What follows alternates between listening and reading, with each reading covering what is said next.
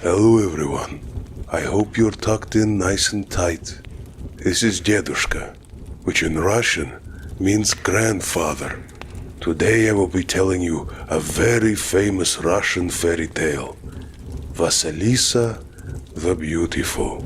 So lay back and enjoy. Long, long ago, in a certain tsardom, there lived an old man and an old woman and their daughter, Vasilisa. They had only a small hut for a home, but their life was a peaceful and happy one. However, even the brightest of skies may become overcast, and misfortune stepped over their threshold at last. The old woman fell gravely ill, and feeling that her end was near, she called Vasilisa to her bedside, gave her a little doll, and said, "Do as I tell you, my child. Take good care of this little doll and never show it to anyone. If ever anything bad happens to you, give the doll something to eat and ask its advice. It will help you out in all your troubles." And giving Vasilisa a last parting kiss, the old woman died. The old man sorrowed and grieved for a time, and then he married again. He had thought to give Vasilisa a second mother, but he gave her a cruel stepmother instead. The stepmother had two daughters of her own, two of the most spiteful, mean and hard to please young women that ever lived. The stepmother loved them dearly and was always kissing and cuddling them, but she nagged at Vasilisa and never let her have a moment's peace. Vasilisa was very unhappy, for her stepmother and stepsisters kept chiding and scolding her and making her work beyond her strength. They hoped that she would grow thin and haggard with too much work, and that her face would turn dark and ugly in the wind and sun. All day long they were at her, one or the other of them, shouting, "Come, Vasilisa! Where are you, Vasilisa? Fetch the wood, don't be slow, start a fire, mix the dough, wash the plates, milk the cows, scrub the floor, hurry now, work away and don't take all day." Vasilisa did all she was told to do. She waited on everyone and always got her chores done on time. And with every day that passed, she grew more and more beautiful. Such was her beauty as could not be pictured and could not be told, but was a true wonder and a joy to behold. And it was her little doll that helped Vasilisa in everything. Early in the morning, Vasilisa would milk the cow, and then, locking herself in the pantry, she would give some milk to the doll and say, "Come, little doll, drink your milk, my dear, and I'll pour out all my troubles in your ear." And the doll would drink the milk and comfort Vasilisa and do all her work for her. Vasilisa would sit in the shade, entwining flowers into her braid. And before she knew it, the vegetable beds were weeded, the water brought in, the fire lighted, and the cabbage watered. The doll showed her a herb to be used against sunburn, and Vasilisa used it and became more beautiful than ever. One day, late in the fall, the old man set out for home and was not expected back for some time.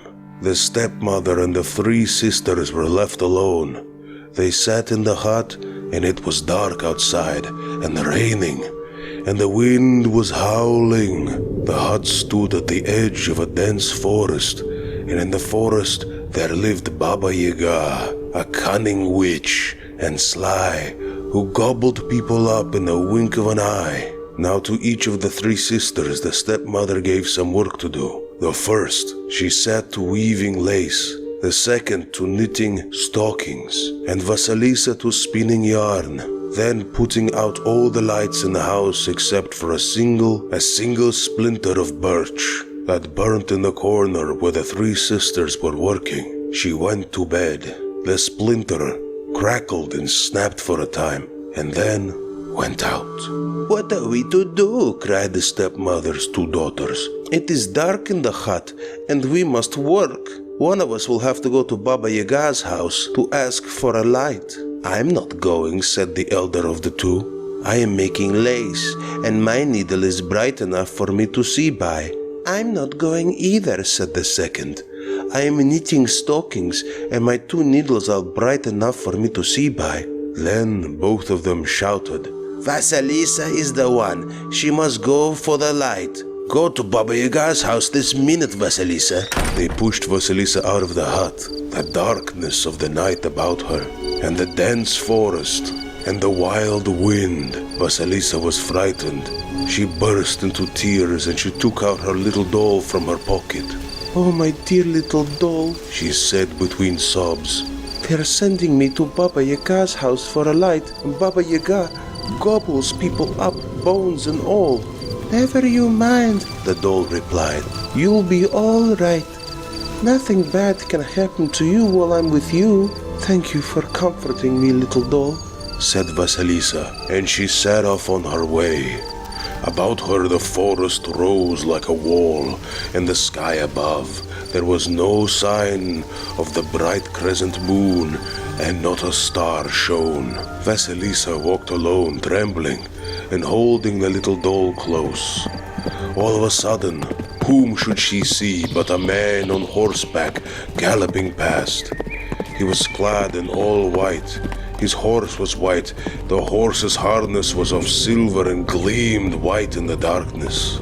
It was dawning now, and Vasilisa trudged on, stumbling and stubbing her toes against tree roots and stumps.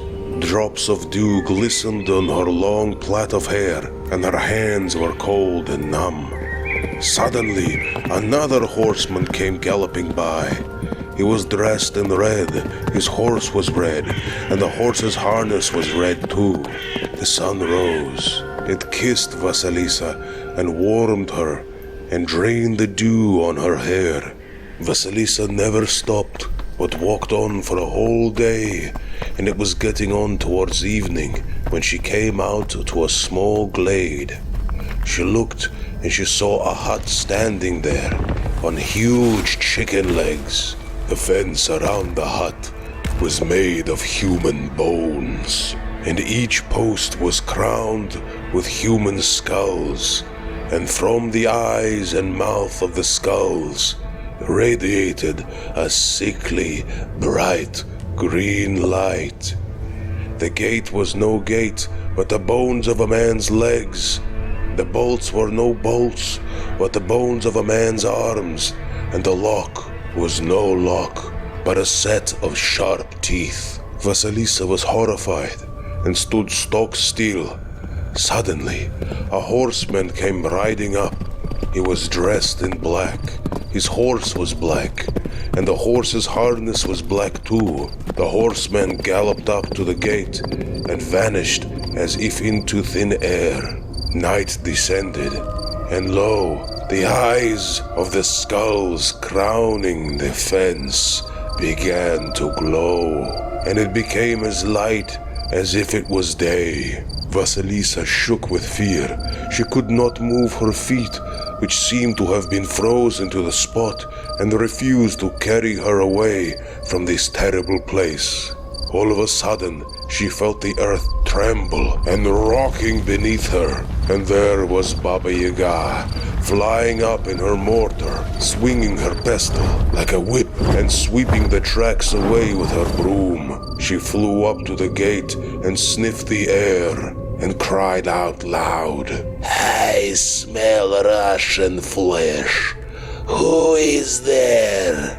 Vasilisa came up to Baba Yaga and bowed low to her and said very humbly, "It is I, Vasilisa, grandmother. My stepsister sent me to you to ask for a light." "Oh, it is you, is it?"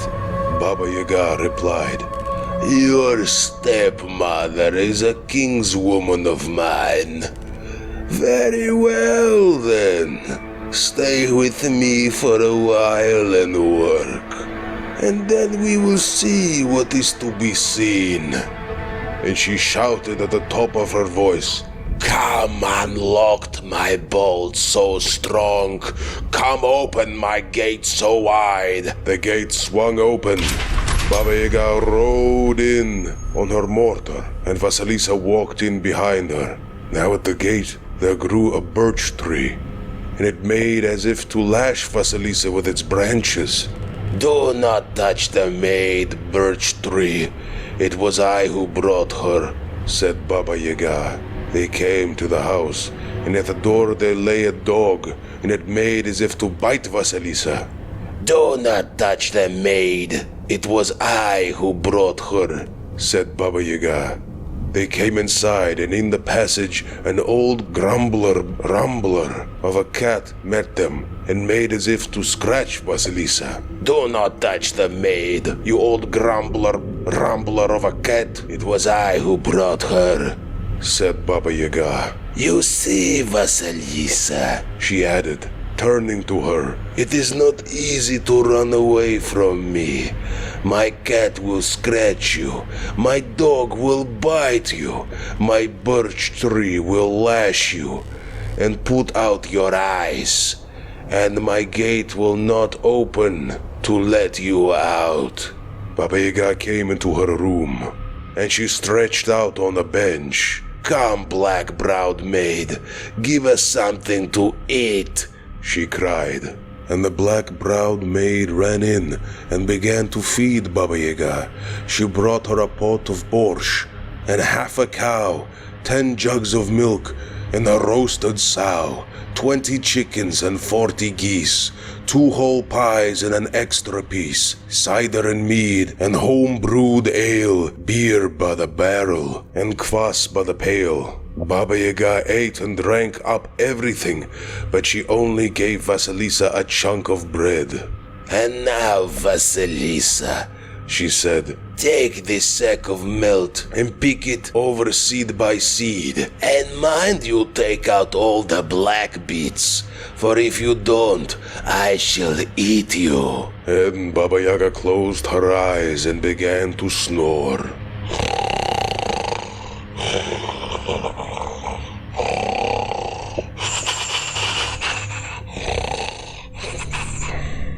Vasilisa took the piece of bread, put it before her little doll, and said, Come, little doll, eat this bread, my dear, and I'll pour out all my troubles in your ear. Baba Yaga has given me a hard task to do, and she threatens to eat me up if I do not do it, said the little doll in reply. Do not grieve and do not weep, but close your eyes and go to sleep, for morning is wiser than evening. And the moment Vasilisa was asleep, the doll called out in a loud voice, Pigeons and sparrows, hear me, there is work to do. On your help, my feathered friends, Vasilisa's life depends. Come and answer to my call, you are needed one and all. And the birds came flying from all sides, flocks and flocks of them, more than eye could see or tongue could tell. They began to chirp and to coo, to set up a great to-do, and to pick over the milt, seed by seed, very quickly indeed. The good seeds went, and the black went into the crop, and before they knew it, the night was spent, and the sack was filled to the top. They had only just finished when the white horseman galloped past the gate on his white horse. Day was dawning. Baba Yaga woke up and asked, Have you done what I told you to do, Vasilisa? Yes, it is all done, grandmother. Baba Yaga was very angry, but there was nothing more to be said. She snorted. I am off to hunt, and you take that sack yonder. It's filled with peas and poppy seeds. Pick out all the peas from the seeds, and then put them in 2 separate heaps.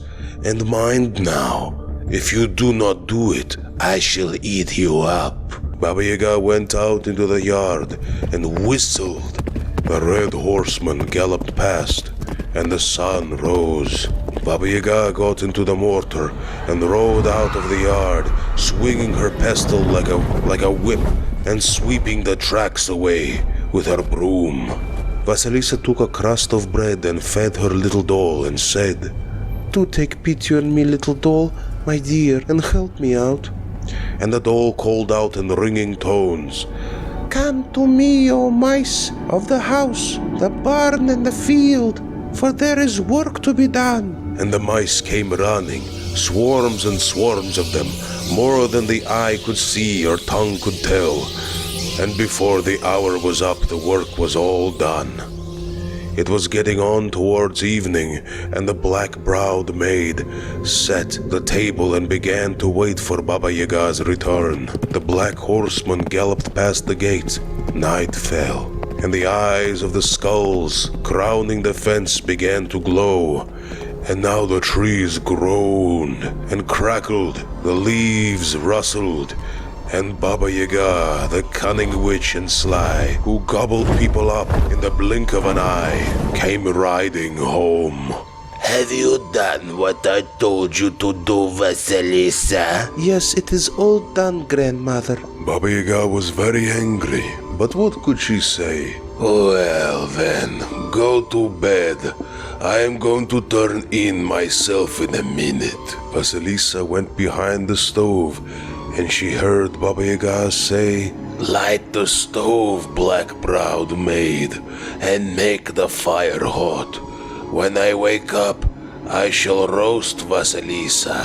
And Baba Yaga lay down on the bench and placed her chin on a shelf and began to snore so loudly that the whole forest trembled and shook. Vasilisa burst into tears, taking out her doll, put a crust of bread before it. "Come, little doll, have some bread, my dear, and I'll pour out all my troubles in your ear, for Baba Yaga wants to roast me and to eat me up," she said.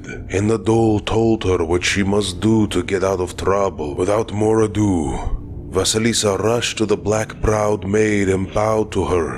"Please, black-browed maid, help me," she cried. "When you are lighting the stove, pour water over the wood so it does not burn the way it should. Here in my silken handkerchief for you to reward you for your trouble," said the black-browed maid in return. "Very well, my dear. I shall help you. I shall take a long time heating the stove, and I shall tickle Baba Yaga's heels and scratch them too, so she may sleep very soundly the whole night through. And you run away, Vasilisa, but won't the 3 horsemen catch me and bring me back?" "Oh no," replied the black-browed maid. "The white horseman is the bright day, the red horseman is the golden sun, the black horseman is the black night, and they will not touch you, Vasilisa. Run out into the passage, and Grumble Rumble the cat rushed at her and was about to scratch her, but she threw him a pie, and he did not touch her. Vasilisa ran down from the porch, and the dog darted out and was about to bite her, but she threw him a piece of bread, and the dog let her go. Vasilisa started running out of the yard, and the birch tree tried to lash her and put out her eyes, but she tied it with a ribbon, and the birch tree let her pass. The gate was about to shut before her, but Vasilisa greased its hinges, and it swung open. Vasilisa ran into the dark forest, and just then the black horseman galloped by, and it became pitch black all around. How was she to go back home without a light? What would she say? Why, her stepmother would beat her to death. So she asked her little doll to help her, and did what the doll told her to do. She took one of the skulls from the fence, and mounting it on a stick, set off across the forest. Its eyes glowed, and by its light, the dark night was as bright as day. As for Baba Yaga, she woke up and stretched, and seeing that Vasilisa was gone, rushed out into the passage. Did you scratch Vasilisa as she ran past Grumbler Rumbler, the cat? She demanded, and the cat replied, "No, I let her pass. She gave me a pie. I served you for 10 years, Baba Yaga, and you never gave me so much as a crust of bread." Baba Yaga scoffed and rushed out into the yard. Did you bite Vasilisa, Ray, faithful dog? She demanded. Said the dog in reply, "No, I let her pass, for she gave me some bread. I served you for ever so many years, but you never gave me so much as a bone." Bah, birch tree. Baba Yaga roared. "Did you put out Vasilisa's eyes?" Said the birch tree in reply, "No, I let her pass, for she bound my branches with a ribbon. I have been growing here for 10 years, and you never even tied them with a string." Baba Yaga ran to the gate. Gate, She cried. did you shut before her that Vasilisa might not pass?" Said the gate in reply, "No, I let her pass, for she greased my hinges. I served you for ever so long, but you never even put a water on them." Baba Yaga flew into a temper. She began to beat the dog and thrash the cat, to beat down the gate and to chop down the birch tree. And she was so tired by then that she forgot all about Vasilisa. Vasilisa ran home, and she saw that there was no light on in the house. Her stepsisters rushed out and began to chide and scold her. "What took you so long fetching the light?" They demanded. We cannot seem to keep one on in the house at all. We have tried to strike a light again and again, but to no avail. And the one we got from the neighbors went out the moment it was brought in. Perhaps yours will keep burning." They brought the skull into the hut, and its eyes fixed themselves onto the stepmother and her 2 daughters and burned them like fire. The stepmother and the stepdaughters tried to hide. Run where they would, the eyes followed them, never letting them out of their sight. By morning they were burned to a cinder, all 3, and only Vasilisa remained unharmed. She buried the skull outside the hut, and a bush of red roses grew up on the spot. After that, not liking to stay in the hut any longer, Vasilisa went into the town and made her home in the house of an old woman. One day, she said to the old woman, "I am bored sitting around doing nothing, Grandma. Buy me some flax, the best you can get." The old woman bought her some flax, and Vasilisa set to spinning yarn. She worked quickly and well, the spinning wheel humming and the golden thread coming out as even and thin as hair. She began to weave clothes, and it turned out to be so fine that it could be passed through the eye of a needle like a thread. She bleached the cloth, and it came out whiter than snow. "Here, Grandmother," said she. "go and sell the cloth and take the money for yourself." The old woman looked at the cloth and gasped. "No, my child, such cloth is only fit for a czar. I'd better take it to the palace." She took the cloth to the palace, and when the Tsar saw it, he was filled with wonder. "How much do you want for it?" he asked. This cloth is too fine to be sold. I have brought it to you for a present."